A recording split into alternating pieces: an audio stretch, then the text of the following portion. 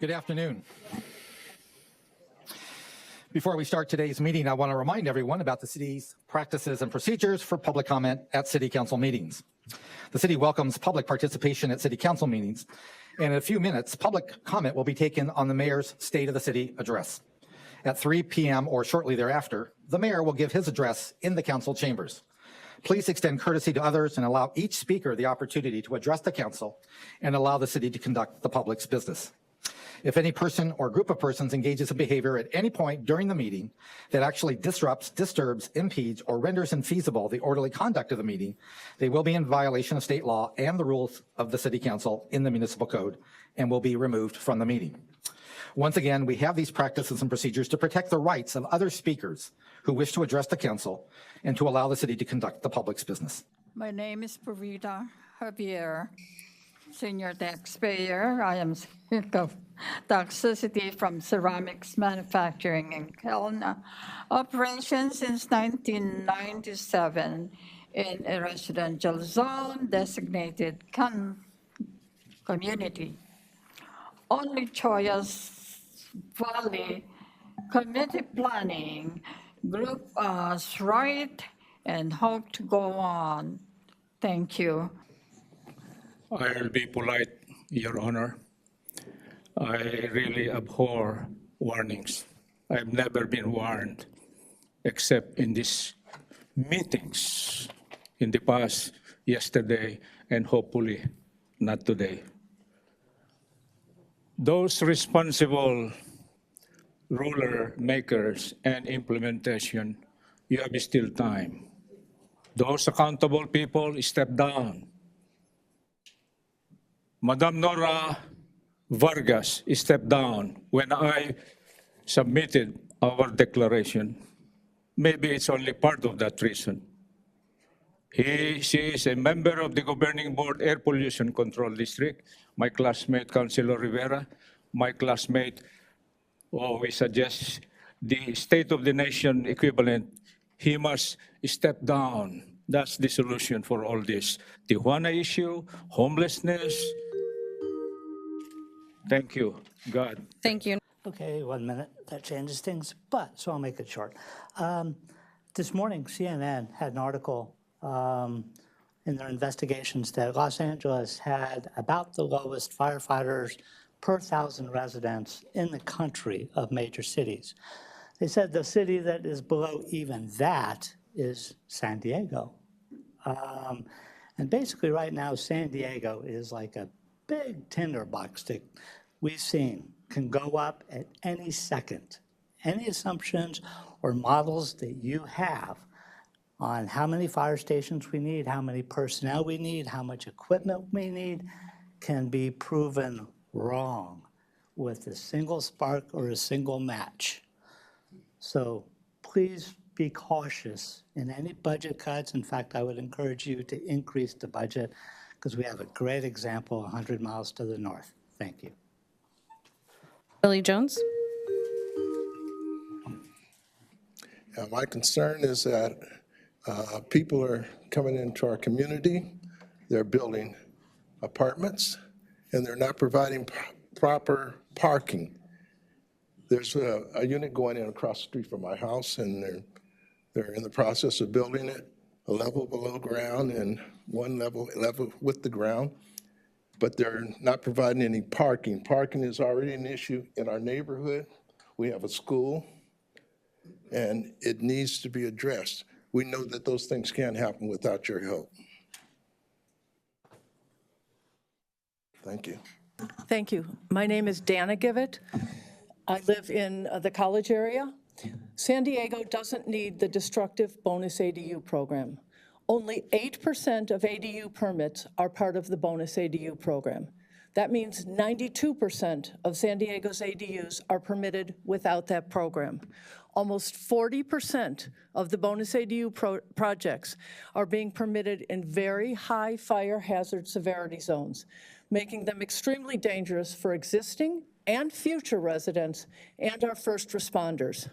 Please consider eliminating the bonus ADU program both in very high fire hazard severity zones and altogether, it adds little to San Diego's housing stock, almost no truly affordable or family housing, and it provides essentially no supportive infrastructure funding for the intensive density it is shoehorning into our single-family neighborhoods. Thank you for your time and consideration. The footnote 7 scheme, is this how business gets done? Developers across the state are paying attention. Whether money or some other method was used to get footnote 7 inserted, it was not legal. It undermined the hard work of city planners and the city council, and it undermines voter trust. It advantages large, well-funded corporate developers over small local construction companies and everyday people.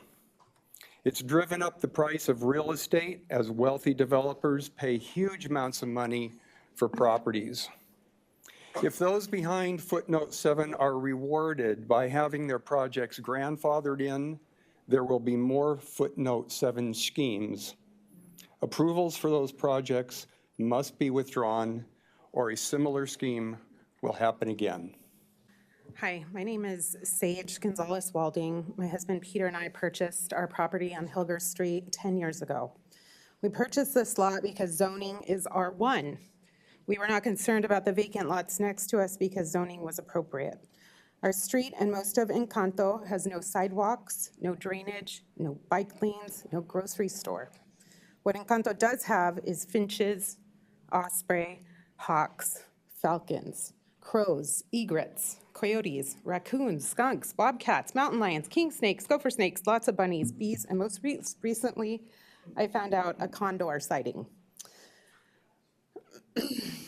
This Sunday, I learned through Neighbors for a Better San Diego that this bonus ADU program is a city municipal code, not a state mandate. I also learned that the Travel Advantage bonus ADU program is supposed to be within a mile of a trolley stop or 2 intersecting bus lines. The trolley stops near me are 1.2 and 1.4 miles away, respectively, being 62nd Street and Massachusetts.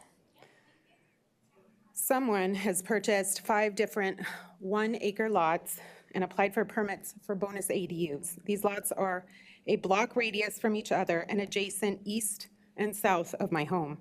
In November, I started going to Chollas Valley Community Planning Group meetings because a neighbor said someone is fighting to remove footnote 7, an add-on in the giant development the city has agreed to build on Signal Hill.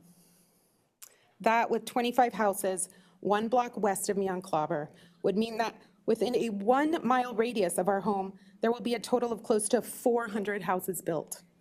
Again, I remind you, Encanto has no sidewalks by which to walk to a trolley. We have no drains to capture and carry water to the now not clogged city drainage. We have no bike lanes to safely ride bikes. In 10 years that we have been here, we have never had a road paved. I dare Thank to you for think that concluding what a comment. firestorm would do with 400 extra houses. Thank you for that concluding. You can definitely email in any additional comments to cityclerk@sandiego.gov, and we'll be sure to share them. Hi, my name's Kenny Key. I'm a veteran, Air Force veteran. I served wildland firefighter for the state for a while. I also worked for the county of San Diego for 5.5 years as equipment operator. Okay, Department of Public Works, first 18 months on the road department. Okay, certified each year for those 5.5 years by Caltrans. Okay, I live on Old Memory Lane. Behind my house is a tower property. Okay, 50 years of experience in this area. I know those hawks, I've given them names, okay, and their families. And we're on the 4th generation, I think. But I wanted to use my time to bring up this issue of this location because it's been under the last 2 city council offices, we have tried to get clarity on how to repair this drainage, which was surrounding the property, which should never have been put on the owners of Old Memory Lane. Okay, you don't put the responsibility of drainage from a hill on the lower properties. Okay, and when Old Memory Lane was built, somebody did some shady stuff and signed that developer off. Okay, and I got to come down trying to represent these senior citizens that can't come into this room. okay, to bring this. I even sent a video to my counsel. Okay, he kicked me out the office, but that's a whole nother story. Okay, I feel like I wasted my vote. Okay, I don't have no representation.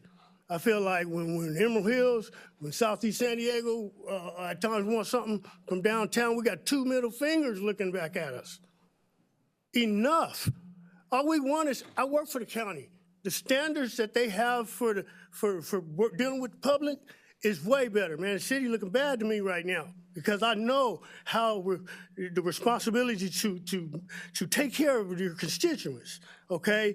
It seems like there's more effort to take care of developers. It's like you guys are high on contractor weed or something. It's like, get off the weed and come back to the people, okay? We deserve better, okay? We're talking about allowing developers to bypass traffic, environmentals. Y'all need this data to make educated decisions on your votes. We don't need to be bypassing nothing. We don't need to be fast-tracking nothing. That's another word for kickbacking. When you allow developers to not have to do this and not have to do that and not have to do this and not have to do that, that could add up to millions in savings. You guys know that. I'm preaching to the choir, but the thing is, I got kids. I teach kids in the community. They're hanging on every word I'm saying right now. We can do better. We need to do better. Build responsibly, not recklessly. Please. Becca Bautista? Thank you for allowing me the time to express my deep concern for my Encanto community. My husband and I always dreamed of owning a home. When we finally had enough money saved, we searched San Diego for a location that allowed space for fruit trees, a garden, and a quiet street to ride bikes with our kids one day. We found Encanto. We bought knowing the city's plan for the neighborhood was to stay a low-build rural community. We were okay with no sidewalks. We were okay with its quirks. We found a home that we fixed up and raised our kids in. On January 4th, I felt as though the rug was pulled out from underneath us and our whole world turned upside down. My husband pulled permits for the acre-sized lot next to us at 1348 Tarbox Street to discover that a giant experiment was planned for our future. San Diego's bonus ADU program is a giant experiment. It is unreal that you can allow 43+ units on a single plot of land that is zoned for a maximum of 2 homes based on the city's plans for Encanto, with 0 impact fees, no input from the community, or basic infrastructure updates like Your time sidewalks, has curbs, concluded. and decent street My apologies. updates. Thank you. Thank you for hearing our concerns. We are proud neighborhood of Encanto.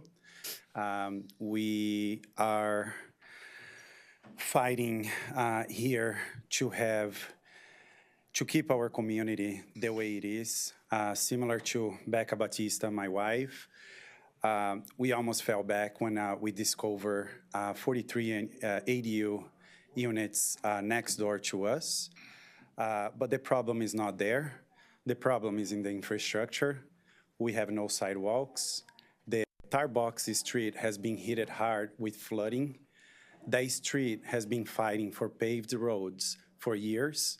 The city gave them a $14 million project, and now we are allowing a group of investors that have been harassing seniors in the area, scaring them and pushing them out with houses for 35 years without putting a single dollar back to our community. Thank you for that concluding Thank comment. you. Maria Conrad?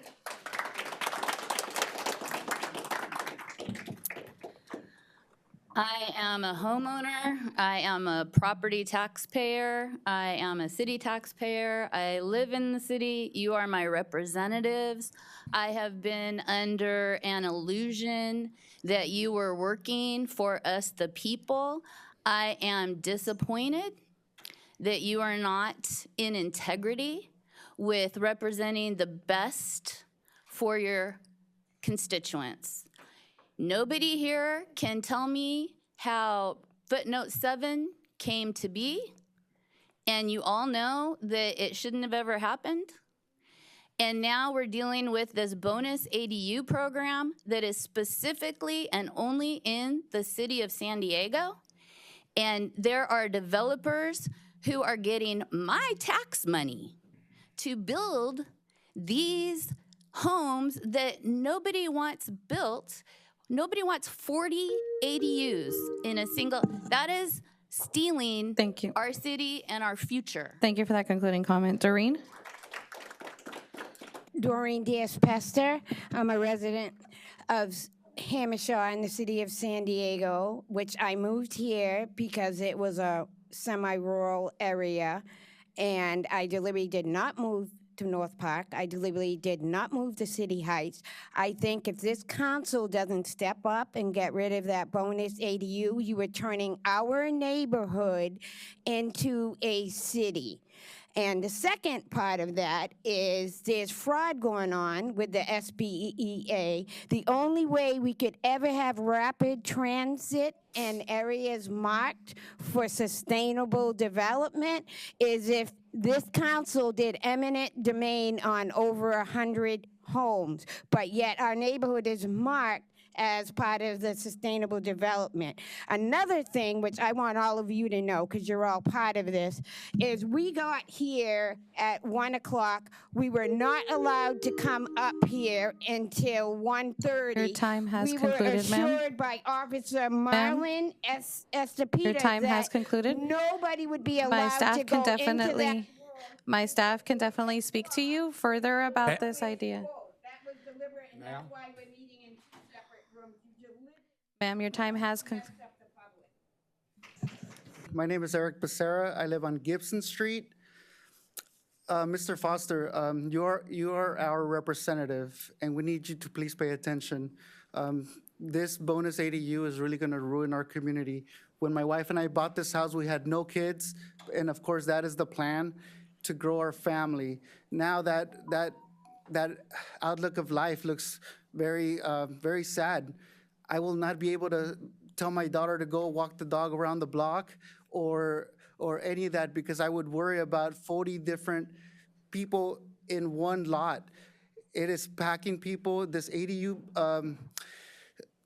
bonus system is out of control. Now, I looked up the company that's building. They're based off of Sacramento, right? There's another address. It's empty here in San Diego. Mr. Foster, we really need you to come to our community, take a drive, and look. The infrastructure is not going to be able to sustain this development. As you guys know, Imperial flooded. The trolley, all the gravel was displaced. There is no way that this community can even take that amount of traffic. Now, we're talking about fires, right? That's the big deal in Los Angeles. Well, if you go to this street, if there's cars parked on both sides, a fire truck is not going to be able to go through the middle of that road. This ADU program is going to be a disaster, not only for the community, but for future problems, infrastructure. Yes, we don't have sidewalks, but you know what? This is going to hurt us so much physically. My family, that's all I think about. I am a little emotional because this is what we care about. You know, I'm going to keep walking the streets. My wife and I, we did a video just walking up the street, and she's like, oh my God, that car didn't even see me, because we hit Lemon Grove. We're also talking to Lemon Grove because they're going to be affected by this as well. That's 69th Street, and I have that video. I could email it to you, sir, and you will see that a car didn't even see us, just trying to walk. I've gotten 2 bent rims and a couple flat tires because of the potholes that are there. I remember when they were fixing the water lines, the construction people, the city was like, hey, you guys are hurting the road. They're like, hey, this is the way the road is. And we're actually surprised. That's one of the worst roads that has been seen in San Diego. Mr. Foster, I really welcome you to come to our community. This needs to be looked at, and we need to know why that footnote was in there. We also need to stop all the projects that have been submitted to the city. They need to be stopped because, yes, we are not getting any money in our community because these developers are exempt. They are exempt from anything that they would normally have to do. Environmental, you know, the water, everybody's gonna talk about the water and everything else. But if they're exempt and later on there's problems, who's gonna be accountable? Who's gonna be accountable? Thank you for that guys. concluding comment. I stand before you today as a proud resident of Encanto, a community with a rich history, a deep resilience, and a strong sense of pride. But I also stand here today concerned about the systematic inequities embedded in policies like footnote 7 the Sustainable Development Area, and the bonus ADU programs policies that disproportionately harm underserved neighborhoods like Encanto while leaving wealthier areas untouched. Our neighborhood struggles are not new. Decades of neglect, redlining, and inequitable development have taken their toll. Encanto didn't create the housing crisis. In fact, we've been part of the solution, providing some of the most affordable housing in the city of San Diego. Yet time and time again, Encanto is asked to shoulder the burdens we cannot bear, while wealthier, whiter communities with abundant resources remain exempt. Take Project 1127220 at 1348 Tarbox Street. This project proposes 43 ADUs on a single lot in an area with no sidewalks, poor air quality, and roads already at their limits. This is a 2,150% density increase over our zoning. How can we accommodate such drastic changes without the infrastructure to support? If a fire like the one in Los Angeles were to happen here, our community would be trapped, unable to escape. The SDA targets Encanto because our lots are large and our residents lack the resources to fight back. Developers profit while our community bears the cost. No development impact fees, no infrastructure upgrades, no environmental justice. We've seen this pattern before. In the 20s, 30s, and 40s, we were redlined. In the 70s, the planning department wanted trailer parks in Emerald Hills. We got housing, but we lost our open spaces. In the 90s, we lost historic land, our only historical site in Encanto, for affordable housing. And in 2019, footnote 7 robbed us of land promised for parks. It's in the general plan passed last July that it's parkland. Instead, we're getting development. Each time, our community sacrificed while other areas of the city prospered at our expense. It's time to stop concentrating poverty and pushing for growth into our most vulnerable neighborhoods. Use tools like California's CTCIC HCD Opportunity Map to guide equitable development. Shift the burden to high-resource neighborhoods that can support it. Protect Encanto's history, its people, and its future. I invite you to walk with me in Encanto. See the broken roads, the lack of sidewalks, and the steep grades our families navigate daily. Feel the weight of the policies that have widened the gap instead of closing it. We're not asking for special treatment. We're asking for fairness, equity, and justice. Together, let's create San Diego where every community has a fair chance to thrive. Remove footnote 7, past, present, and future. Modify the bonus ADU program to benefit residents, not investors, and reduce the SDA to a practical area while also considering ADA compliance and opportunity. Thank you. I've got a written letter for each of you here. Thank you. You can give it to Jen, and she'll make sure to distribute it. Next, we have Lisa Becerra. You know, I never thought that I would ever have a need to come down to address the city council because I had great faith in my city and in my legislative politicians who have been elected to represent us. I had great communications with former councilmen who came down to Encanto School to address the parents and to help us get involved. And I said, you guys got this. You guys have our community and you have our best in mind. And then come just a week ago, my neighbor is saying, oh my goodness, take a look at these permits. 43 ADU, tiny, less than 500 square feet homes are being put, 2 houses are being proposed to be allowed to be built, 2 houses next door to us. The former resident purposely didn't partition her land. She has the whole stretch of the street from Tarbox to Gibson. It's a beautiful property, and we were hoping for another beautiful family to welcome in, like the Bautistas, okay? We bought 20 years ago, exactly because Encanto was a large lot. We can have our dogs, we can walk the street, we can play basketball in the front yard, the kids can throw the football, okay? 4 of our 5 kids are here today because this is important to them, and we want them to know that you, our city council, do listen to us, and you want their best interest because they're gonna be the ones voting for you soon. 2 of them are 17. Okay, so next year they're voting. And we want to make sure that their vote counts and that you are able to say, we respect you and we want your vote. We want your vote. We want you to tell us what you need as residents of our districts. We want the city council to understand that this bonus ADU project is a failure. I understand on paper, it sounds great. It sounds like it's going to fill a problem, close up some gaps and provide housing. We need affordable housing, but not rentable housing. We need affordable houses for people to buy. When I'm talking to people in my neighborhood, the only people that aren't concerned are the people who say, I'm never going to be able to buy. And I have to tell them, our neighborhood is one of the only neighborhoods where you have that opportunity and to be able to have this space and the safety that you want for a family that you want to grow up here. So this program is just mind-blowing. Within our U, Gibson, Hilger, Plover, there are 4, possibly 5, because predatory real estate agents are pushing one of my neighbors out of her home. She's a senior, one of the first single women to buy in our community, and you're letting an investor developer push her out of property because she's scared there's going to be 40 unknown people next door to her with their pets and their dogs. Thank you for that concluding comment. Thank you. Jeffrey Huter. So I think what you're hearing today is that we'd like to see our municipal code rationally conceived and equitably executed. Too often what we see are vague and certainly ambiguous regulations that come through council. And we've repeatedly said, we had one instance in the 2022 Land Development Code. We gave you 19 examples of ways that code wasn't clear in terms of your intent and could be misinterpreted or abused. And we give way too much power to development services. Their role isn't a legislative body to make up code as they see fit. That's your job, and we want you to be more stringent about enforcing that in the future. Thank you.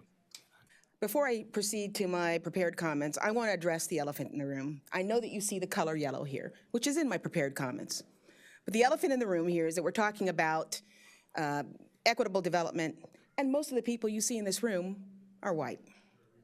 That's important to us because affirmatively furthering fair housing law means having integrated settings. What you have behind you are white residents of San Diego who are not averse to living in proximity to historically Black neighborhoods and historically Hispanic neighborhoods. And they're being penalized for their willingness to take advantage of the prices of the land and the views and the amenities that are in our neighborhood. They're being penalized because they're willing to live next to Black and brown people.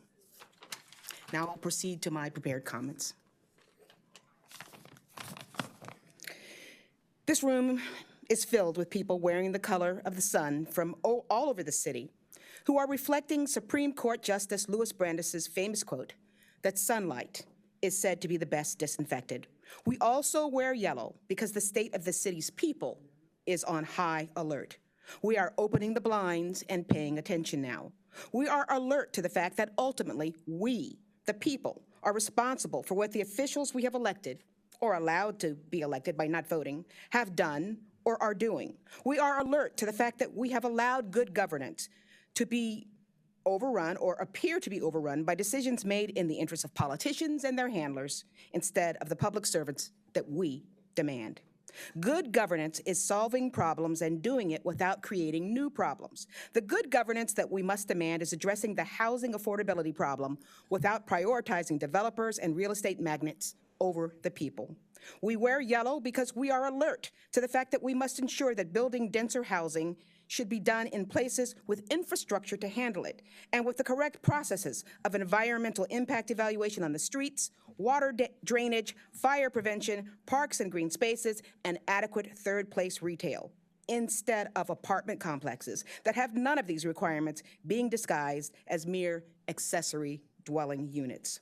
We are alert to the fact that increasing density without the necessary infrastructure is the recipe for slums, and that slums are like landfills that spill over.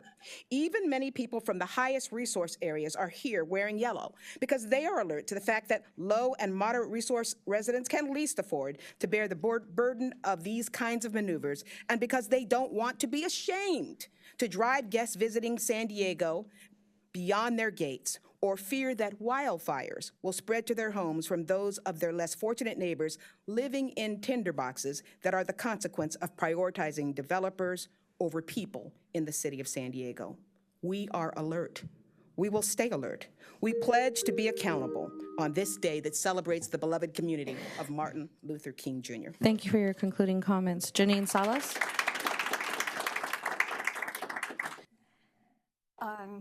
Encanto is, to me, very obviously a special place.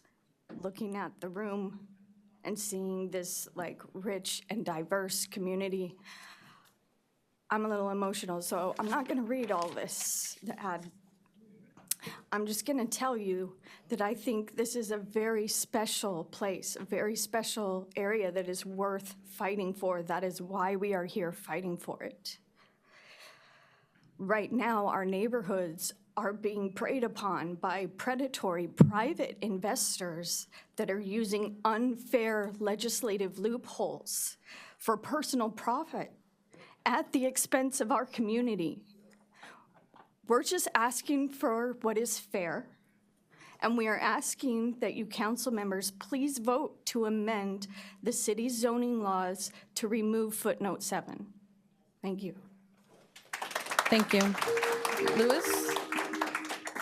My name is Louis Stewart, and we have been living on Tarbox Street since 1972. We bought the place in 1977.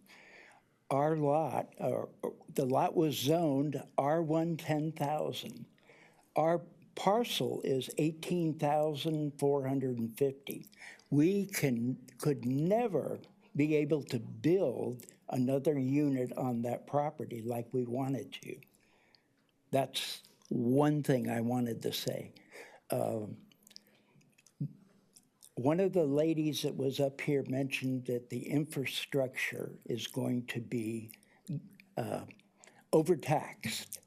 There's going to be crime. If there's people that can't park their cars, there's going to be fights. And any money that the city might earn through taxation is probably going to be getting eaten up by law enforcement. Thank you for that concluding comment. My apologies, your time has concluded. Gingerly Lowe submitted a speaker slip in opposition, but did not wish to speak. A really important public comment. It was really nice to hear that today. I learned a lot of important lessons.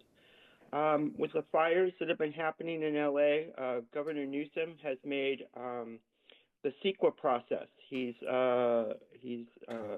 discontinued it completely.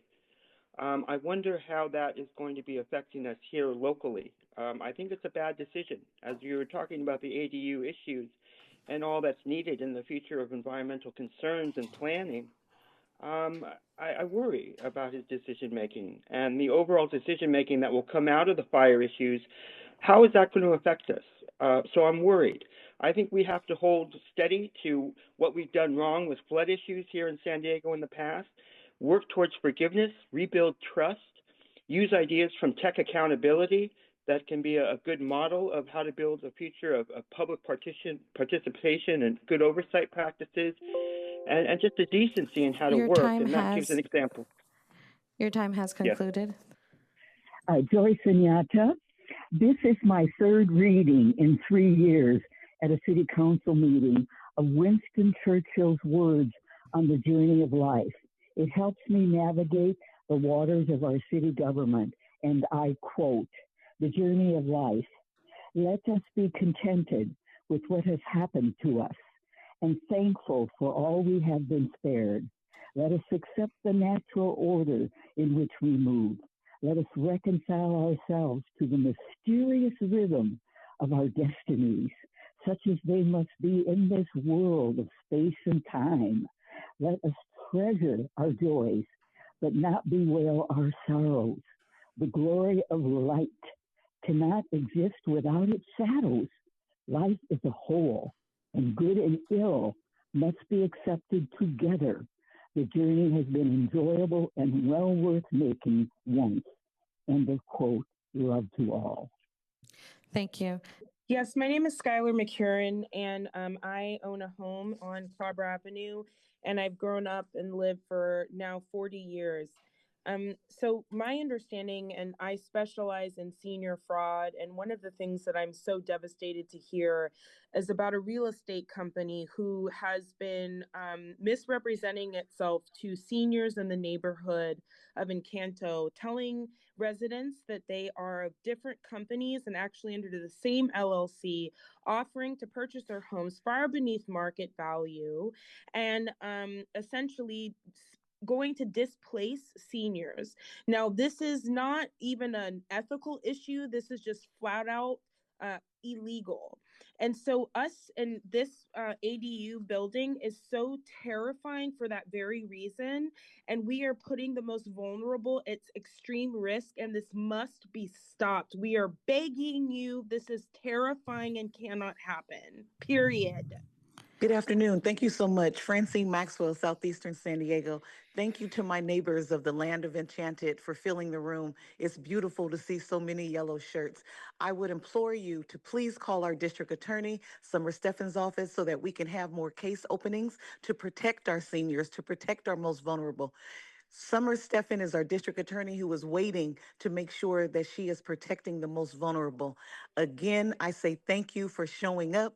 Please consider joining the community councils across D4. We need people on every park and rec so that we can make sure that our parks get what they need as our mayor gets ready to show us what his vision is upon him winning his reelection. So again, Land of the Enchanted, you showed up today.